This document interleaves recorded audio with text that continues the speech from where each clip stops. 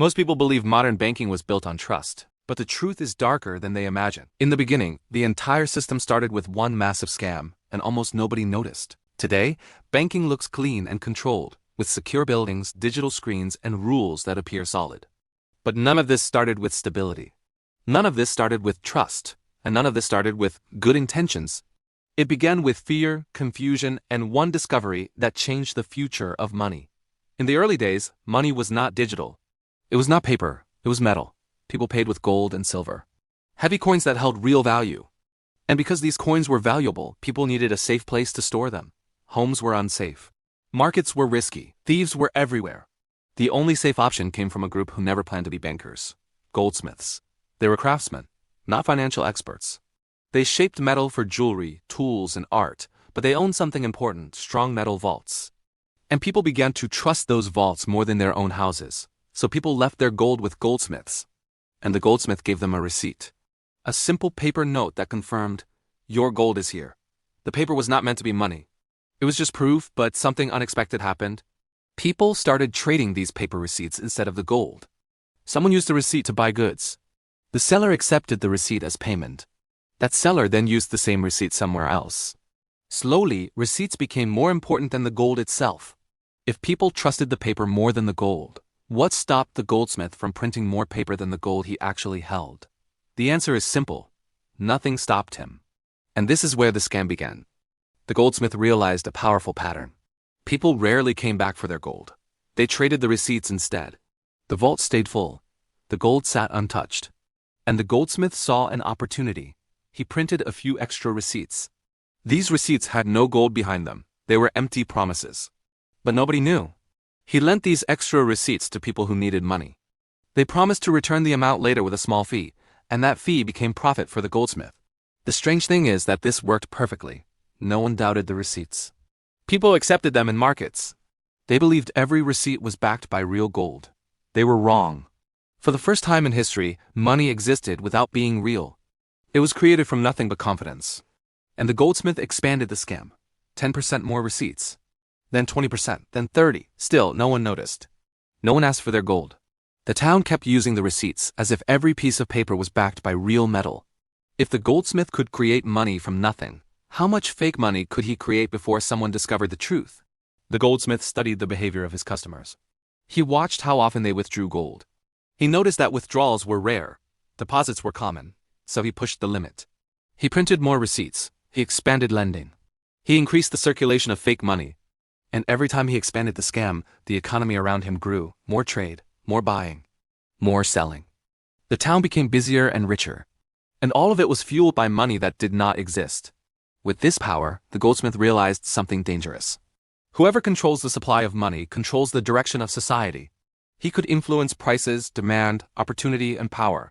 He had become more powerful than any merchant or official. But the entire structure depended on one thing: people not asking for their gold at the same time. If they did, the scam would collapse instantly. If everything depended on trust, what would happen the moment trust broke? One morning, that exact moment arrived. A rumor spread through the town. Someone whispered that the goldsmith did not have enough gold to cover all the receipts he had issued. Panic started small, but it grew fast. People rushed to the goldsmith's shop. They demanded their gold back. For the first time, large numbers of people wanted real metal instead of paper. And the goldsmith could not give it to them. He had created far more paper than gold. The scam was exposed. People were furious. Businesses collapsed. Loans could not be repaid because the receipts themselves lost value. The entire local economy froze in place. And here's the shocking part: the government did not punish the goldsmith. They did not shut down his operation. Instead, they studied what he did. They realized something no one had realized before. The scam worked as long as people believed in it. The system only collapsed when fear replaced trust. So instead of banning the practice, governments decided to control it and use it. Why would governments embrace a system that had just destroyed their economy? The answer was brutally simple. The government wanted money fast. Wars were expensive. Roads and cities needed funding. Armies needed supplies. Taxes brought money slowly. But this new system could create money instantly. Governments saw opportunity. They partnered with goldsmiths. They created official rules. They issued licenses. And the goldsmiths became the first official bankers. Banks were now allowed to keep only a fraction of the deposits as real gold and lend out the rest. The scam became legal.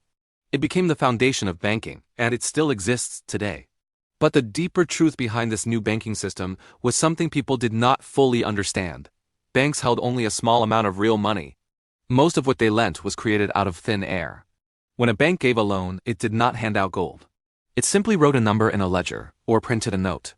That number became money the moment people accepted it. This created a new kind of wealth. Not metal wealth, but credit wealth. And credit wealth could expand far beyond the limits of actual gold. Society began to grow faster than ever before. But it also became more fragile than ever.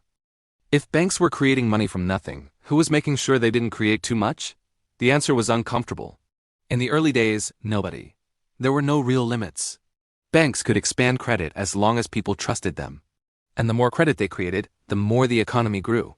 Business owners borrowed money to expand. Farmers borrowed money to plant more crops. Merchants borrowed money to buy more goods. And as long as people believed that the money they used was backed by something real, everything functioned smoothly. But belief is not the same as truth. Under the surface, the system became a tower built on promises. Every loan created new money. Every repayment destroyed that money, and every deposit became the base for more loans. Money became a cycle, not an object. But no one saw that the cycle depended entirely on confidence. If confidence stayed, the system grew. If confidence broke, the system collapsed. The goldsmith's original scam had now become the engine of the entire economy. If confidence was the foundation, what would happen when governments themselves joined the system? Governments saw that private banks could create money, and they wanted control. They wanted stability, they wanted power. So many countries created central banks. These central banks had one purpose: to control the money supply, to oversee commercial banks, and to act as the bank of last resort during panics. But central banks did not stop the scam. They organized it, they structured it. They cleaned it up and presented it as a modern financial system. Instead of one goldsmith printing fake receipts, now an entire network of banks created money through loans. But the core mechanism remained the same. Money appeared when someone borrowed it, and it disappeared when someone repaid it.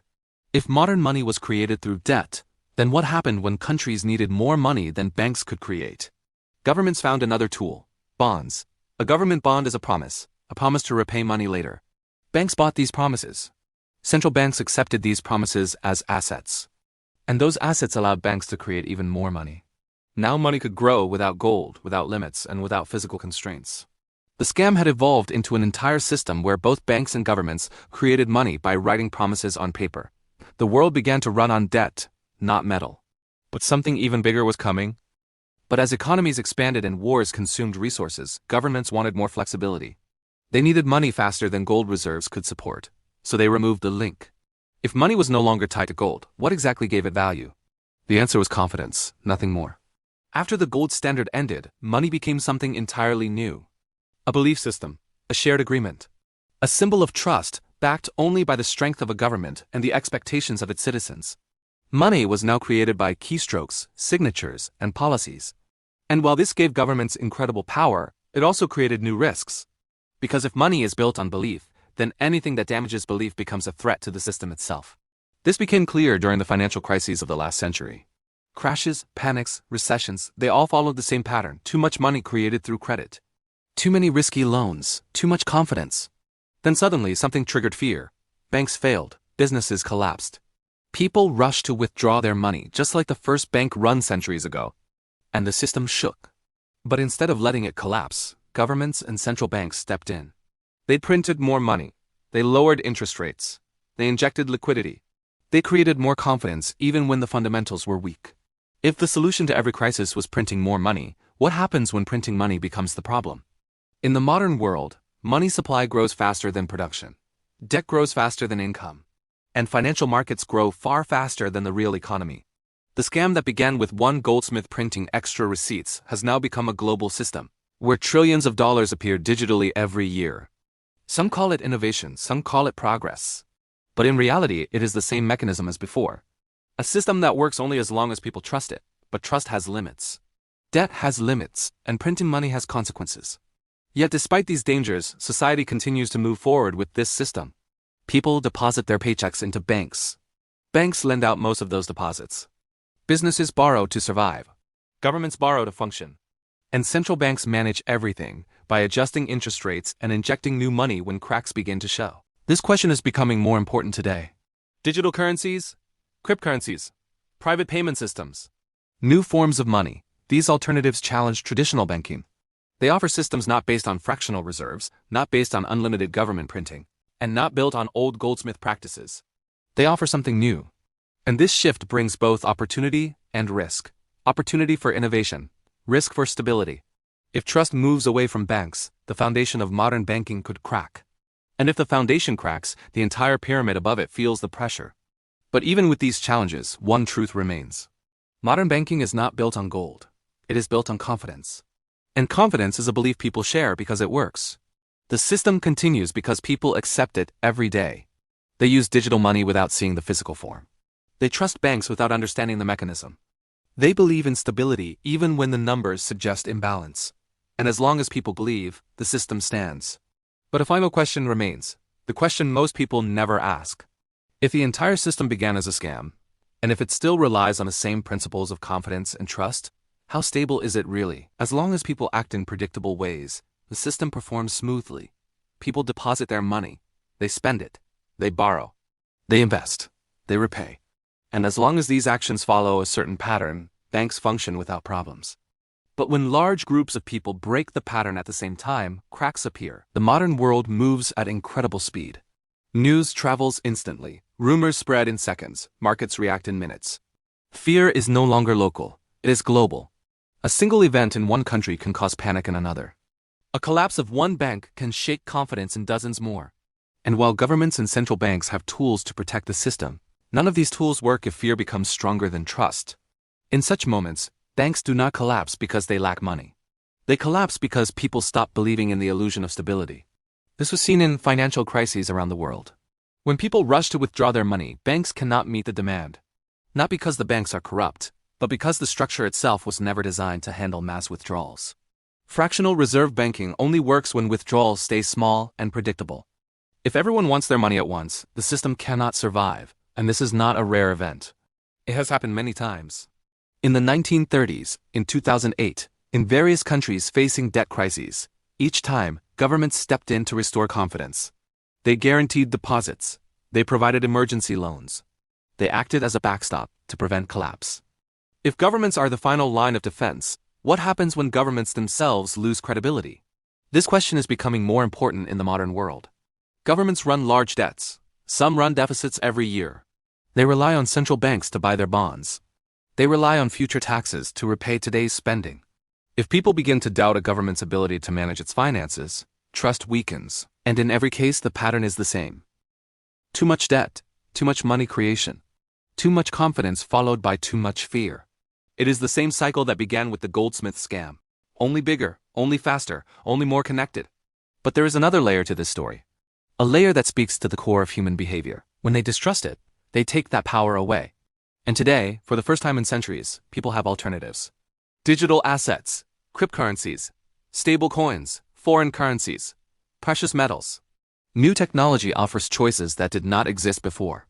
And these choices challenge the traditional banking model. If trust begins to shift away from banks and governments, what replaces the current financial system? No one knows the full answer yet.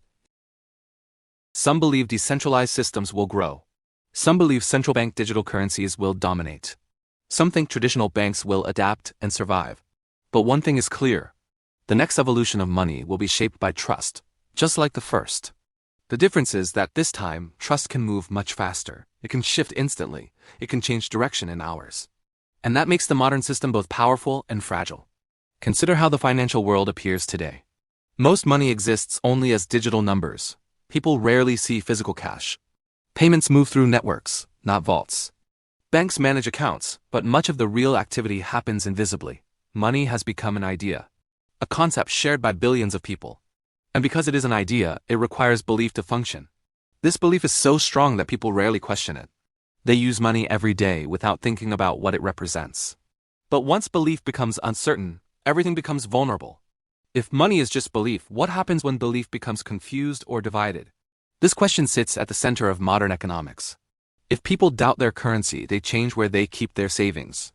If they doubt their banks, they move their deposits. But despite this, the system continues. People still use banks. People still borrow and repay loans. People still hold digital money as if it were tangible. They do this because the system works most of the time. It enables trade. It allows growth. It supports everyday life. And compared to the alternatives, it feels safe. Even if the foundation is not perfect, people prefer familiar systems over uncertain ones.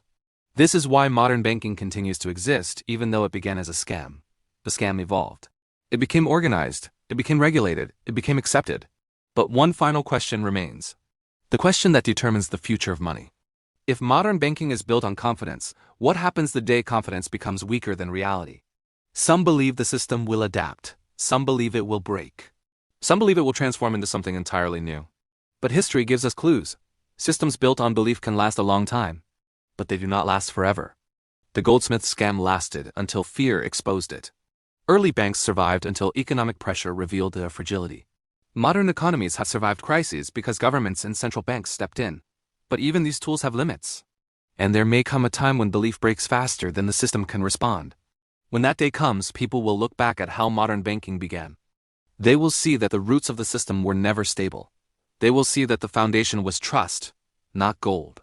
They will see that the system worked not because it was strong, but because people believed it was strong. And then the real question will finally be clear. When confidence fades, what happens to a system built on nothing but trust?